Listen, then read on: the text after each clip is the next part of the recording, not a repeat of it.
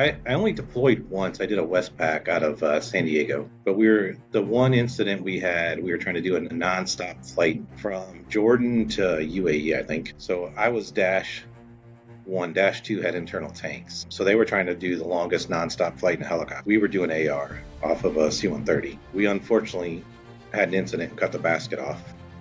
So which required us to land in the middle of nowhere in Saudi Arabia. I don't remember the town, but we ended up landing at fortunately an airfield. We were able to get to an airfield, but ended up having to change 7 blades and dampers and do a lot of work. But we spent, I think, 6 days there waiting on parts. It's different. We're there, we weren't expected to be there. So we were just 5 Marines. Fortunately, my pilot, Captain Bandini, spoke Arabic.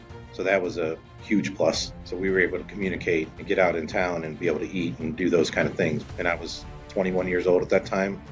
It was an experience, to say the least. Welcome to the Vertical MRO Podcast, brought to you by Vertical HeliCASTS. All right, everyone, you're ready to contact. You're cleared to the Bravo. The Vertical MRO Podcast explores the fascinating world of helicopter maintenance, repair, and overhaul with your host, Val Medved. Now, line altimeter 3029, approved as requested. The podcast features helicopter technicians, mechanics, engineers, and MRO experts who share invaluable industry insight, knowledge, and stories that will inspire current and aspiring industry maintainers. Welcome to the Vertical MRO Podcast, brought to you by Vertical HeliCASTS in partnership with Vertical Magazine. In this 2-part series, I sit down with James Helkey, who's the Director of Maintenance and Completions at Leonardo. James is a highly experienced aviation professional with a strong background in aviation maintenance, leadership, and organizational development.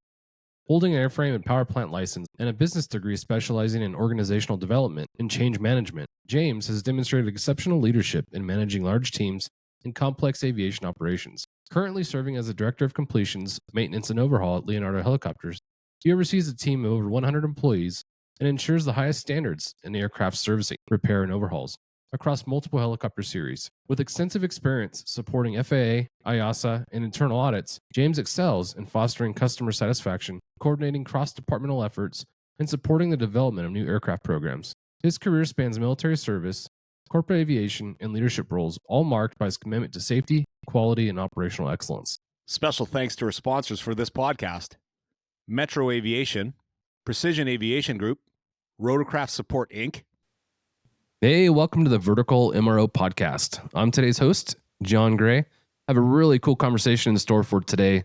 As someone I'm really honored to sit down and talk with, really inspiring background, has done a lot of really interesting things over the course of his career and is now working at Leonardo, one of the world's greatest OEM manufacturers. It's not too often we get a chance to talk to someone like our guest, James Helkey. So today I'm going to take this opportunity to ask you a lot of questions that kind of come from some natural curiosity of mine.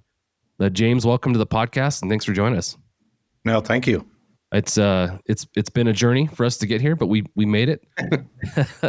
The IT challenges are always something we deal with, so I appreciate your willingness to hang tight and sit through those.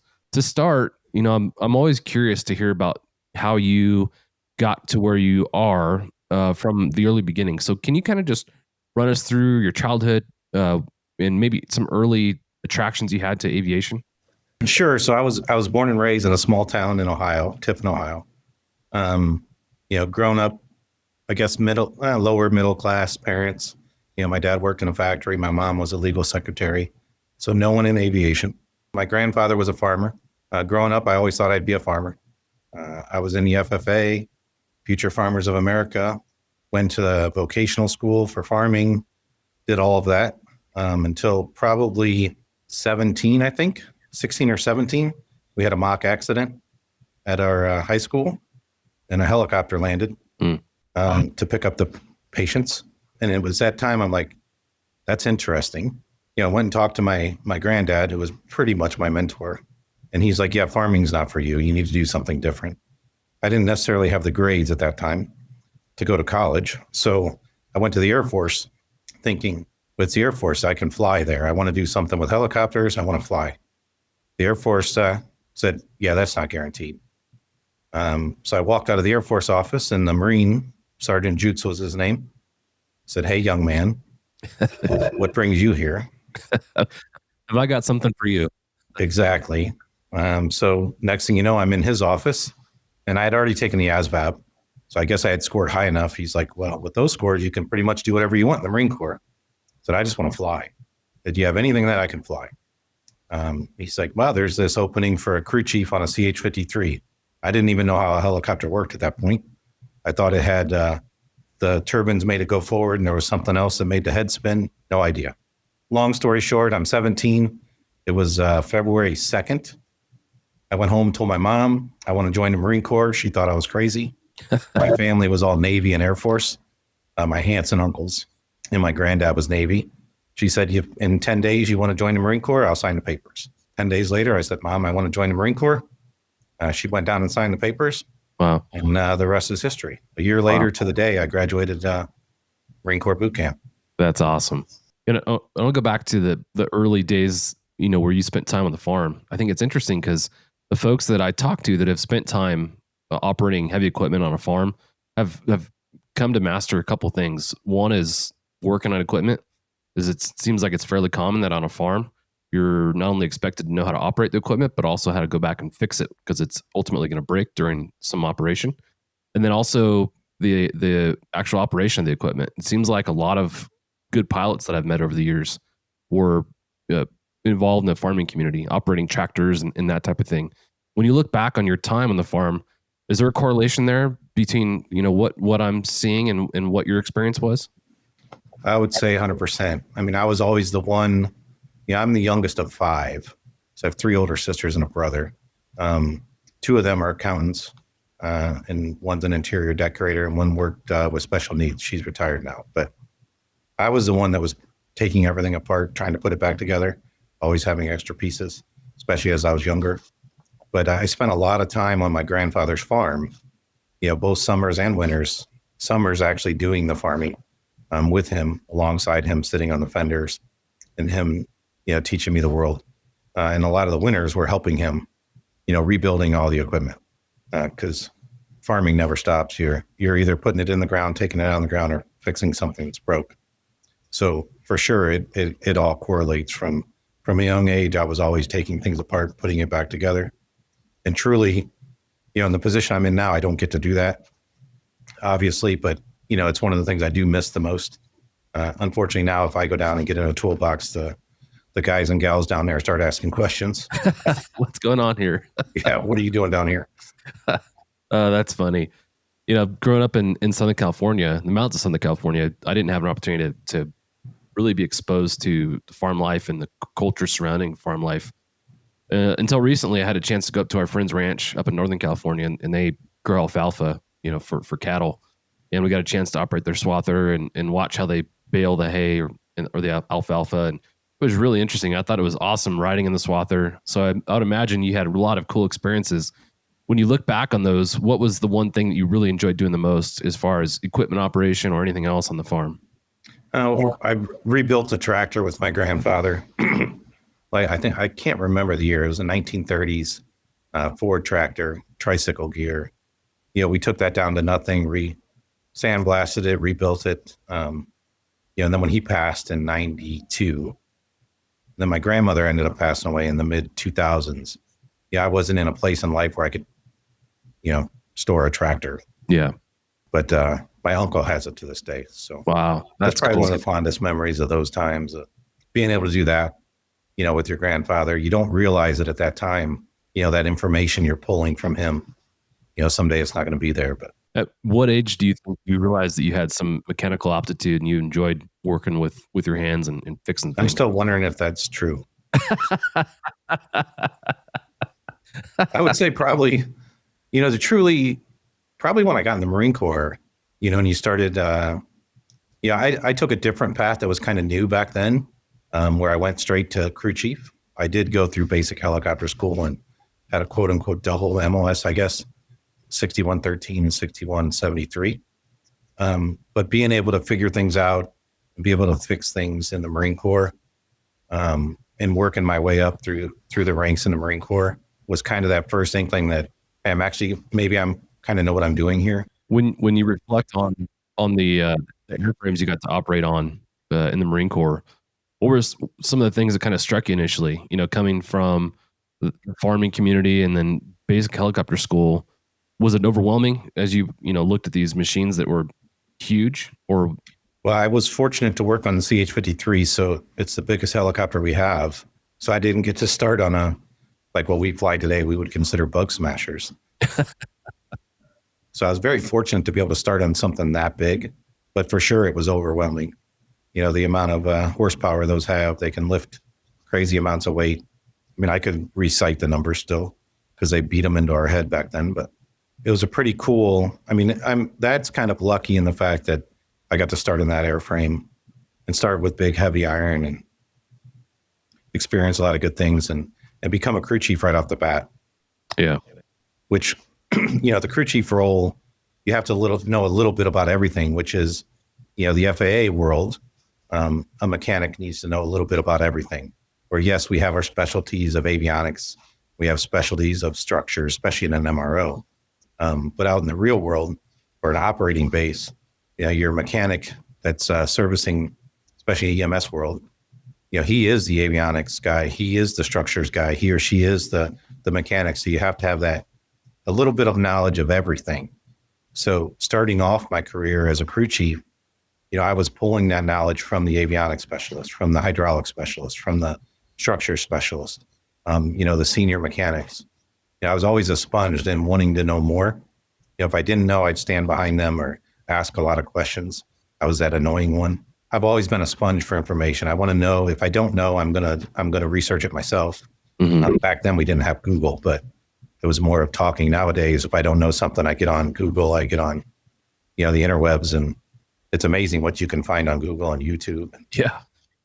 What's funny to me is, I'll be in a conversation with folks our age and we'll start debating something and it takes us a minute. We're like, wait a minute, I have Google. Why don't we just Google this instead of arguing about You it? can find the answer. It's pretty wild because like you said, in early days, it was an encyclopedia. You're going to the library, you're looking for some resources that you didn't have access to. As now it's the information so readily available, which is great. Going back to your time as a crew chief in the Marine Corps, what strikes me about those responsibilities as a young man is you're probably going to find yourself at some point in an interesting place doing something that's kind of somewhat foreign to you as far as the job goes. Were there any deployments or any missions that you're part of that you look back on and you're like, man, that was interesting? Thank you to our sponsor, Metro Aviation.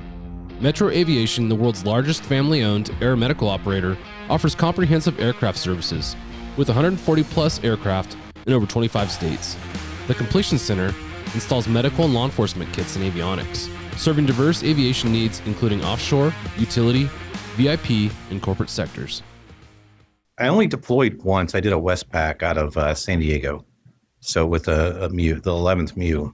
So we went all over the Middle East. But the one incident we were trying to do a nonstop flight from Jordan to UAE, I think, if my memory serves me correct.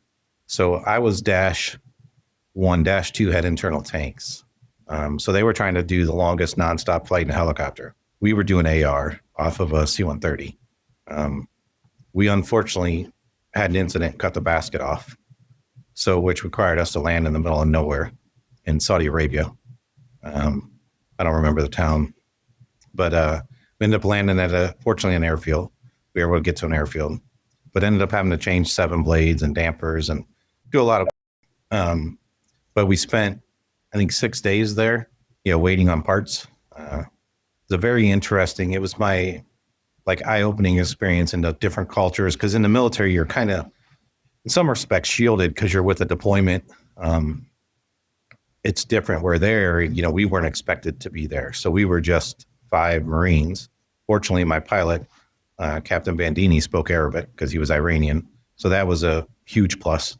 So we were able to communicate and get out in town and be able to eat and do those kind of things. But it was for sure, and I was 21 years old at that time. Yeah. It was an experience, to say the least. Oh, I bet. What always strikes me in that area is the extremes of the weather. You can have extreme highs. Oh yeah, hot and cold. Yeah. What was the weather like when you were out there? From memory, I'm sure it was hot, but that's not it's oddly enough, it's not something that really Didn't stand out. No, we were kind of acclimatized to it. What stood out, there was a lot of flies, which was different than here. That I do remember. But as far as the weather, it was always hot. And I think we just got used to it. Yeah. Because we were always wearing Nomex, and because we were coming on and off of a boat. So we're wearing turtlenecks, and you're just always hot. But at 21, nowadays I'd probably die. One of the things that I really like about the military is the standardized training that you all go through in the leadership training that takes place there. And I think a lot of the leadership training is through mentorship, seeing things that you like and don't like in the leaders that you work for and work with. When you look back on the time that you spent there, when it comes to training and some of the leadership philosophies that you've adopted over the course of time, what are some of the things that stick out that you can kind of draw back to the Marine Corps? I think you hit on it, right? You're through your whole career, you're always observing, right? Whether it's a captain or a sergeant or a staff sergeant or a sergeant major, or in the civilian world, a director or a VP, you're always observing for sure the good things they do. And you remember those, but you also observe the things that you don't like. And you make a note of that. I don't want to repeat that. Mm-hmm. And I'm not saying 100% of the time I don't repeat those, because we're all human. But I really focus on the good, and lead from the front. Be the person that you want your leader to be, and always remind yourself of that. And especially as you grow through the ranks, I have to remind myself that, to me, I'm just James. We're all the same, right? But when I come out of the office, especially to some of my younger ones, I have to understand that I'm not just James. I have to put myself in that position that when I was 21 years old and the sergeant major comes out on the floor, you're nervous. Yeah. So I try and break down those barriers too, to where the team understands they can come and talk to me about any issue. The famous open door policy, but I truly stick to that. And the team knows that, whether it's a personal issue or it's a work issue. So the biggest thing is just, and like we talked going to record, common sense. Be the person you would want your boss to be.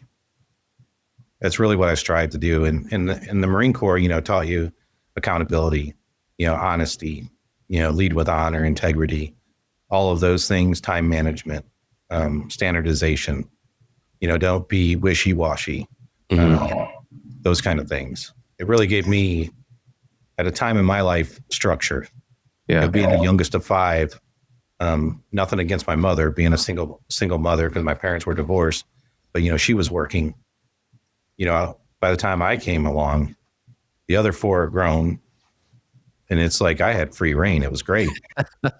There was no structure there, and no fault of my mother's, but the Marine Corps gave me that structure and that drive, to want more.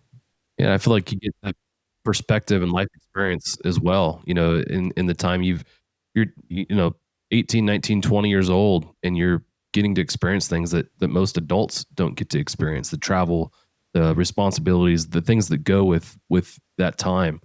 So I think that sets you up really well later on in life to become a great leader. I love the conversations surrounding leadership. We did touch on common sense, and I always like to bring up Dave Ramsey is one of my favorite guys. He's a financial mind, and he always talks about common sense, how common sense isn't so common today. In fact, it's so uncommon that if you have common sense, it's a superpower. So I commend you on what you've employed as far as the leadership side of things go. I think being related or being relatable to the folks that you work with is huge. It seems like, I'll go to your perspective. It's probably common sense to have that perspective, but I think a lot of people don't. You kind of forget as you go through the different phases of your career, how they view you, and how you interact with them means a lot. A friend of ours, Clint Polar, he's an author and a motivational speaker. He talks about leadership philosophies a lot. When he talks about it in relation to recruitment. Our industry is dealing with a severe recruitment issue across the board, whether it's pilots, maintainers, R&D, across the board, we're having problems with recruitment. what he focuses on is retention, and he looks at creating a culture within your company that people don't want to leave. And it's tough to do at times because a lot of people are driven by motivating factors outside of our control. But you've, based on what I know of you, you've created a really strong culture within Leonardo, and looking through your information, you've retained 90% of the folks on staff in your time. Can you talk about how you've accomplished that? Sure. So a few things. I came in. I've been with Leonardo 11 years now. Been in the head of this department since beginning of 2001. So going on 4.5 years now. So when I came into the department, I had a little bit of an advantage. Prior to this, I ran the tech rep team. So a lot of the team here knew me, or at least knew of me. So I wasn't a strange face coming in. So I had a little bit of a quicker time, earning the trust of the team. But one of the first things, I do, which was, don't get me wrong, it's harder when you have 100+ team members. I know every single person's name that works for me. I commit to once a week, at a minimum once a week, I block time on my calendar and walk the floor and talk to as many of the guys and gals as I can to get and know something personal about them. Some are more closed off than others, and I understand that. But I'm ensured to know each and every one of their names and something about them, because I do truly care about each and every one of them that work on the team. So that's kind of step one. One of the other things I looked at, I looked at our compensation package, because my predecessor did a great job. Had been the director of the department almost 30 years. So I came in with a little bit more outside knowledge, looked at the compensation package. And I felt we were a little behind and wanted to change it to give the newcomers and the team that have been here, a vision of where they're going to be, in 6 years, 8 years, and put kind of a progression scale together, working with our HR department. Obviously, I couldn't do that alone, and put a scale together that made it comparable to anybody outside of here. So they felt, one, your team needs to feel like they're being compensated fairly. If your competitors or your local MROs are paying more, of course, they're going to leave. We've all been in our 20s and have young kids. $1 an hour is a lot different to a 20-something-year-old than it is, say, to myself or yourself, right? Yep. It can be that deciding factor no matter what the benefits are. But it really comes down to just lead by example and pass that through my management team as well. Because it starts with me, but it has to go through the entire management team, from my senior managers to my managers to my leads and supervisors, and have that, we're here to work. We're here to put out a quality product. We're here to meet and exceed our customers' expectations. But we also should be able to have a good time when we're at work. Yeah. Yes, we got to be productive. We got to be efficient. All of those things. I do not and will not be the reason someone goes home and gets upset with their wife or gets upset with their husband or their dog kicks, all those things. I will not be the reason that anybody has a bad day at work. Yeah. Obviously, there's caveats to that. If they end up in my office for one of those reasons, they've done it to themselves. I'm not the reason. Yep. They may see it differently. It comes a full circle. But Sure. You can have those difficult conversations because they trust you, one, and you don't just talk, you do what you say.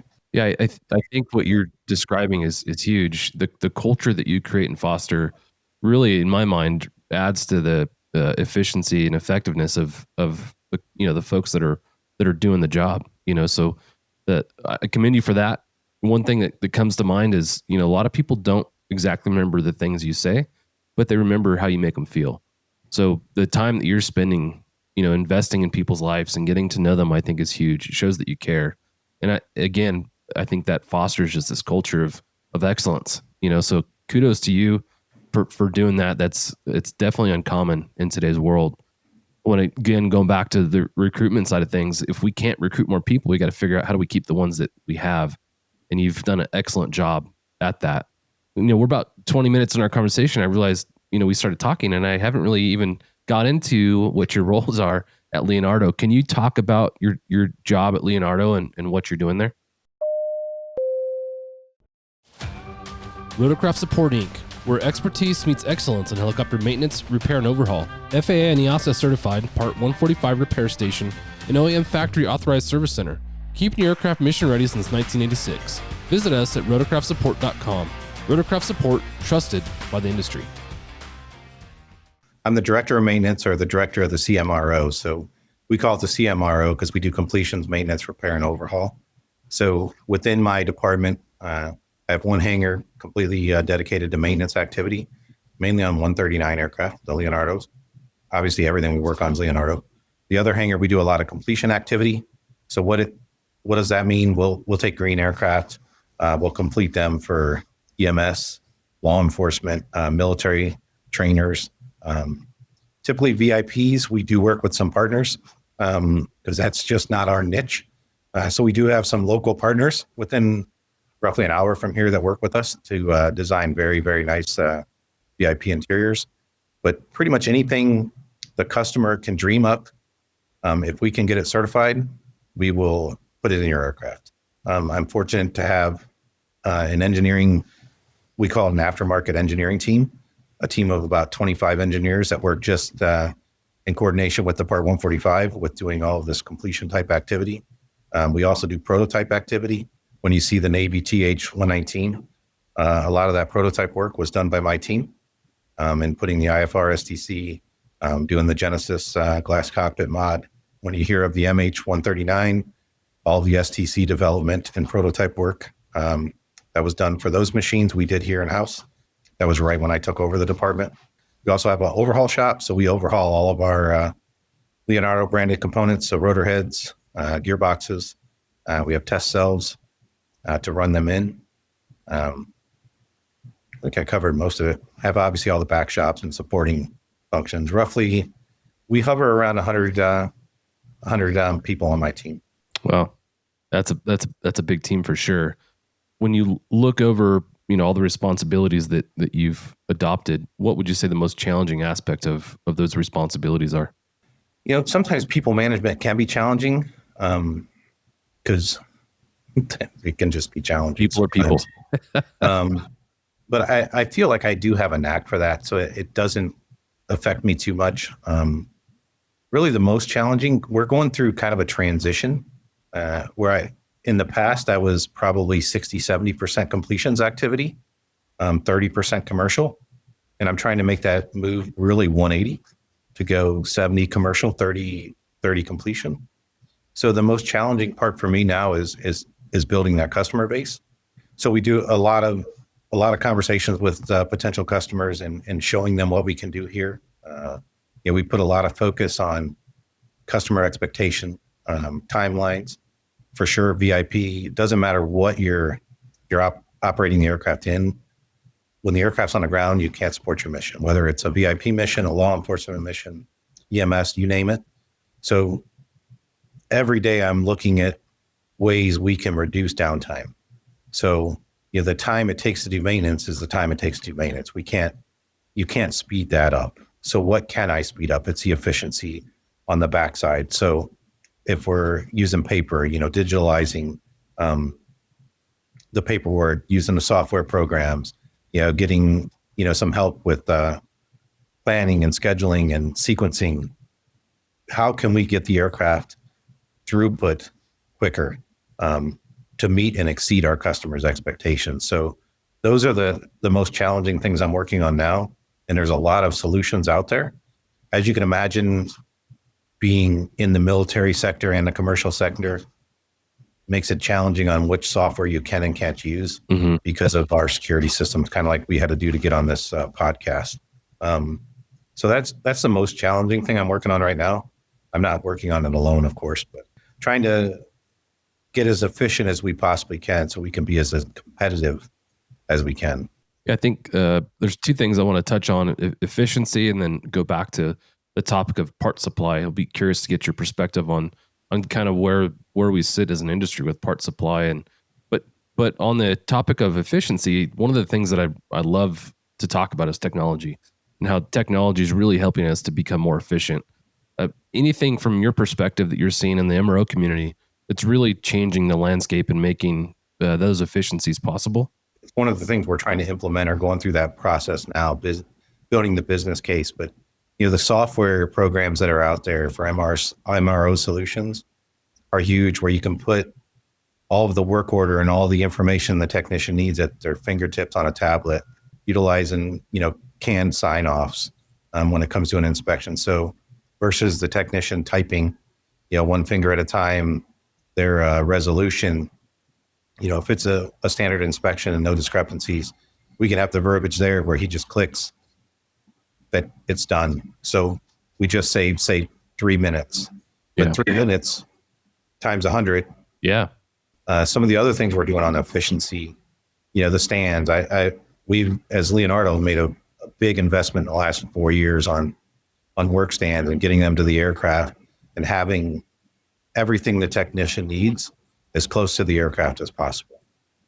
We're trying to get some remote tool cribs, remote consumable cribs, a lot of those kind of things. The technician, the less traveling the technician has to do, the more time they can be doing what they truly want to do, which is work on the aircraft. Yeah. Because we have a pretty hefty tool control program here with all automated tool control boxes. So every tool has an ID tag, and I know where every tool is on the floor and who has it and what aircraft it's on. So there's some challenges with that. It's great in that when I release an aircraft and run a tool report, we know the aircraft's clean. But there's some challenges that come with that. So we're trying to build some efficiency into that with the remote tool cribs and those kind of things. I think that the topic of tool control is really important. There's a bunch of different ways that people are implementing those ideas. Can you talk a little bit more in depth of how you guys are doing that, if able, on maybe inspiring someone who's maybe working in a small shop that's trying to figure out how do I implement a better tool control system? Sure. So, like on the floor, all of our toolboxes are provided by the company. So we provide every tool that is used in the MRO. So I want to say it's 15 Snap-on boxes that are all shadowed, but you have to scan in and out with your ID. You open a drawer, there's cameras. It knows exactly which tool you took. You have to tell it which aircraft you're using the tool on. So that's on the floor. Everything from the tool room, the same thing. None of the team can get a tool without scanning and telling the tool room attendant which aircraft it's on. So we have 100% tool control. This is down to extension cords. Everything that's out on the floor, we have to know what's out there. So yes, it's a very large investment we made as a company to do this. We have it across the campus, but it's also reassuring when we come out of a 4-year inspection where the aircraft was down to the airframe and built back up and has been out here for 8 weeks, 9 weeks, 10 weeks. When we go to leave and do that first ground run, with a push of a button, we can tell if any aircraft or if there's any tools on that aircraft. And it'll tell us if there's track and balance gear on it, of course, but we can account for those. So we take tool control very, very seriously. That's huge. And I remember going to work on a Saturday and open up the cowling on the aircraft, and that aircraft had just gone through retarcs, and there's a wrench still attached to the end of a bolt, and I'm like, holy cow, good thing that this wasn't a situation where someone's trying to rush the deployment of the aircraft and missing something. So I think that's a huge issue that we deal with as a community. I love what you guys are doing there. When you look back over the course of your career, because you've worked at a lot of places, including the Marine Corps, any other best practice solutions that people could put into play that maybe, like I said, work in a small shop? Really small shop, because prior to here, I worked at a hospital. We had just the standard, cutouts, foam inserts. That's probably your easiest thing, and I completely understand a small shop can't afford to go out and spend $1.5 million on automated toolboxes and those kind of things. It's one of the advantages of being the OEM. We can afford to make that investment, but for sure, shadowing, those kind of things, checks and balances. Yeah. Some things we did in the field, which I know all the guys and gals out there are doing it.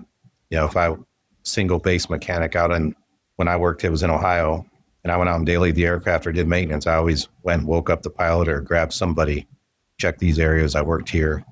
always do the checks and balances. And we still do it today, even with the tool control we have.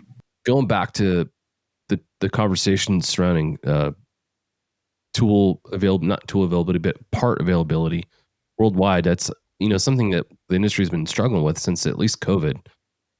From your perspective, can you give us some insight on where you see the supply now and kind of where we go from here? Thank you to our sponsor, Precision Aviation Group. Mission-critical operators and fleet managers rely on Precision Aviation Group as a worldwide leading rotor and fixed-wing MRO provider. PAG provides tip-to-tail solutions in 4 MRO segments: avionics, components, engines, and manufacturing DER services. A single point of contact gives you access to over 150 million in inventory globally, 24/7. Just call 800-537-2778. Precision Aviation Group. Others sell parts. We sell support. So trust me, even though I work at the OEM, I see the same challenges because I'm a customer of our materials department within Leonardo. I may have some advantages because I'm here and may be able to do some things that, our customers can't. But it for sure is still a challenge. I know the team investing every day as a company, and putting orders out 3, 4, 5 years out to make sure the suppliers have the money they need to ramp up their production. From when I talk to the materials team and the planning team, they do see light on the horizon. The tariff issue hasn't helped. Right. That's added a whole nother level of complexity that we're still trying to work through because they were kind of rushed out and there was a lot of ambiguity there. So, we've had to get our legal team involved and just to understand what we can and can't do and how we have to report what's coming in. Because as you know, we're an Italian-based, our mother company is in Italy. So we do get a lot of parts that come from Europe. We have a lot of parts that come from the US as well, but understanding all of that. So that added a little wrinkle that I hope doesn't slow down the recovery. Yeah. But I do see recovery on some parts. We still have work to do on other parts. But I feel like it is hopefully at the bottom and starting to trend upward, but it is for sure, felt by me. But I also sit in a lot of meetings with the materials and the planners. We are doing a lot as a company and investing a lot of money in our suppliers and in the global supply chain to hopefully get that ramped back up. But, it seems this is just James's opinion. We all had a safety stock, and this is all the OEMs, going into COVID. And COVID hit, we all shut down. And then we burnt that safety stock up. But then we never ramped up, ourselves included, ramped up quick enough to recover it. So now there's zero safety stock. So now we need to overproduce to build that safety stock back up. Yeah, it's, as you said, it's an industry-wide issue. It's not isolated to one OEM or one supplier. So I'm hoping that light at the end of the tunnel comes faster than anticipated. But going back to you kind of mentioned working for a hospital and being a base mechanic. Can you talk about your career progression and how you ultimately found yourself working at Leonardo? Sure. So I got out of the Marine Corps and went right to University of Toledo with the premise I was going to get an accounting degree. My brother was an accountant. My sister was an accountant. Well, James should be an accountant. That lasted one semester, and I stayed in college. But the accountant path, because truthfully, math has always been easy to me. It's just is. So there was no challenge there, and I knew I cannot sit in an office all day, which ironically I do now. But so I changed I went and talked to the guidance counselor and changed my degree or my major to organizational development and change management.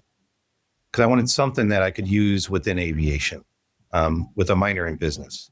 So while doing that, decided to have 2 children and worked at a small FBO for about a year as I was going through that process, and then got hired on from Life Flight in Toledo, Ohio as a base mechanic, still while going to school full time and raising children. And then at Life Flight, I ended up graduating with my bachelor's degree. And then the opportunity came up to be a lead mechanic because at that time, we were actually operated by CJ Systems, which is no longer out there. They were bought by Air Method years ago. Became the lead mechanic of that program. And then CJ Systems was bought out. The hospital made a decision they wanted to get their own 135 certificate.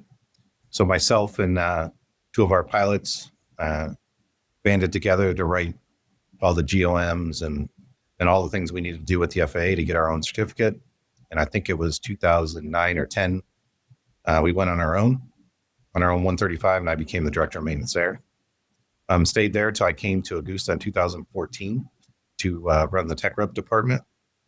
Did that for roughly 7 years. And then I was asked to take over this department when my predecessor retired, to which I gladly did. And here we are. Wow. You glaze over the career that's, lasted decades like it in a snap, There's so many stories and so many things that are built into each one of those experiences. It's always interesting, again, to kind of just glaze over it. Going back to, sorry, I keep going back to your military time, but I think this is interesting as well.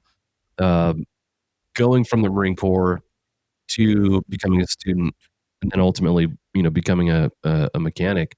Can you give advice to folks who find themselves in that same position? They're transitioning out of the military and looking for that next thing. What would your advice to them be? Patience. Because at first, I can remember going to school, and I'm 23 years old at this time, and I'm in classes with, a bunch of young men and women that are 17, 18 years old and have never done anything, and everything just kind of annoyed me at that time.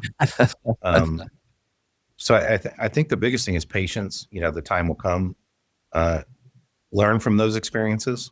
I mean, it was important for me to go through those experiences and understand, for sure we're all different. And remind myself that in those 5 years that I was in the military all over the country and in the world, those people weren't. So they don't have the same background I do. Right. But it is a transition going from, the military is very, very structured, right? They say be there at 6:45, you're there at 6:40. It's not negotiable. Where obviously civilian life, it's not as structured. So it does take some adjustments. I'm still very regimented on time. I do not like being late. I'm always early. It's the military in you. Yeah. But, brighter days are ahead. The first year it is a transition. And, in the military, your food's there, your housing's there. The schedule's there. And you come out in the civilian world, and especially when I went straight to school, I could kind of do what I wanted to do. So it took that inner strength to stay on the schedule because, wait a minute, the last 5 years I had to do it. Now I don't have to do it. It's changing that mindset that I want to do it. Right. And then I was able to, stay on honor roll and graduate on the dean's list or whatever, which was different because I was paying for it versus. Stand by for a message after a word from our sponsors. Thank you to our sponsor, Metro Aviation. Metro Aviation, the world's largest family-owned aeromedical operator, offers comprehensive aircraft services with 140 plus aircraft in over 25 states. The Completion Center installs medical and law enforcement kits and avionics, serving diverse aviation needs including offshore, utility, VIP, and corporate sectors. Rotorcraft Support Inc., where expertise meets excellence in helicopter maintenance, repair, and overhaul. FAA and EASA certified Part 145 repair station and OEM factory authorized service center, keeping your aircraft mission ready since 1986. Visit us at rotorcraftsupport.com. Rotorcraft Support, trusted by the industry. Thank you to our sponsor, Precision Aviation Group. Mission-critical operators and fleet managers rely on Precision Aviation Group as a worldwide leading rotor and fixed-wing MRO provider. PAG provides tip-to-tail solutions in 4 MRO segments: avionics, components, engines, and manufacturing DER services. A single point of contact gives you access to over 150 million in inventory globally, 24/7. Just call 800-537-2778. Precision Aviation Group. Others sell parts. We sell support. Thank you for tuning into this episode of the Vertical MRO Podcast, brought to you by Vertical HeliCASTS in a partnership with Vertical Magazine. We've had the privilege of sitting down with James Helkey, a true leader in the aviation industry, whose extensive experience in aircraft maintenance, team leadership, and organizational development offers invaluable insights into the world of helicopter operations and maintenance. From managing large teams at Leonardo Helicopters to supporting complex internal audits and aircraft programs, James exemplifies excellence in aviation. We hope you found this discussion as inspiring and informative as we did. Be sure to subscribe to our podcast for more conversations with industry leaders shaping the future of rotorcraft maintenance and operations. Thank you for listening, and we look forward to catching you in the next episode of the Vertical MRO Podcast. Cheers.